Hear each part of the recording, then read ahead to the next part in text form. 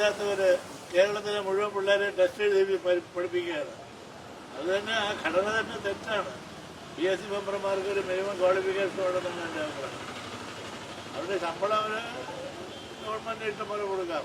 Government കാര്യം ചോദിക്കാനില്ലല്ലോ, അതുകൊണ്ട് ഇഷ്ടംപോലെ കൊടുക്കാം. അതിനെപ്പറ്റി ഇങ്ങനെ പറയാനില്ല. പക്ഷേ ഈ ആശാ വർക്കേഴ്സിൻ്റെ അത് ജീവകാരുണ്യപരമായ ഒരു പ്രശ്നമാണ്, മനുഷ്യത്വത്തിൻ്റെ പ്രശ്നമാണ്.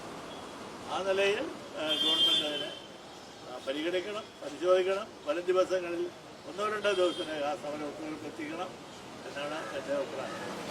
താങ്കളും LDF യോഗത്തിലൊക്കെ നേരത്തെ പങ്കെടുത്തുള്ളതാണ്. LDF ഒരു പൊതുരീതി ഉണ്ടായിരുന്നു. ഏതെങ്കിലും ഘടകകക്ഷികൾ ഏതെങ്കിലും വ്യത്യസ്തമായ അഭിപ്രായം പറഞ്ഞാൽ പല തീരുമാനങ്ങളും ഡെഫർ ചെയ്യാമെന്നൊരു രീതി ഉണ്ടായിരുന്നു. ഇപ്പോൾ എലപ്പുള്ളിയുടെ കാര്യത്തിലാണെങ്കിലും കിഫ്ബി ടോളിൻ്റെ കാര്യത്തിലാണെങ്കിലും CPI വ്യത്യസ്തമായുള്ള അഭിപ്രായം മുന്നണി യോഗത്തിൽ പറഞ്ഞു എന്നാണ് മനസ്സിലാക്കുന്നത്. പക്ഷേ ഒറ്റയടിക്ക് മുന്നണി എന്താണോ സർക്കാർ തീരുമാനിച്ചത്, എന്താണോ അതിന് മുന്നണിക്ക് നേതൃത്വം വരുന്ന CPM തീരുമാനിച്ചത്, അതേപോലെ കാര്യങ്ങൾ മുന്നോട്ട് പോകുന്ന സ്ഥിതിയാണുള്ളത്.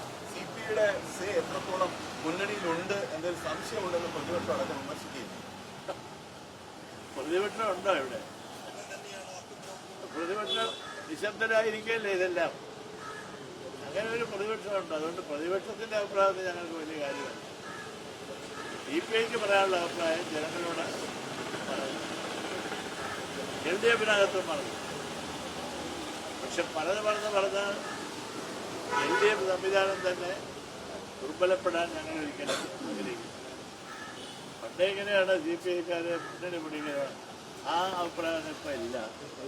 ഇന്ന് ത്യാഗം സഹിച്ച് ഈ മുന്നണി കൊണ്ടുപോകാൻ വേണ്ടിയുള്ള ഒരു ഒത്തുതീർപ്പാണ്, ഒരു സന്ധി ചെയ്യലാണ് അതിൽ നടക്കുന്നത്. ഞങ്ങളുടെ അഭിപ്രായം പറയേണ്ട സമയത്ത് അതൊരു വിട്ടുപിടിച്ചതല്ല. ഓക്കെ.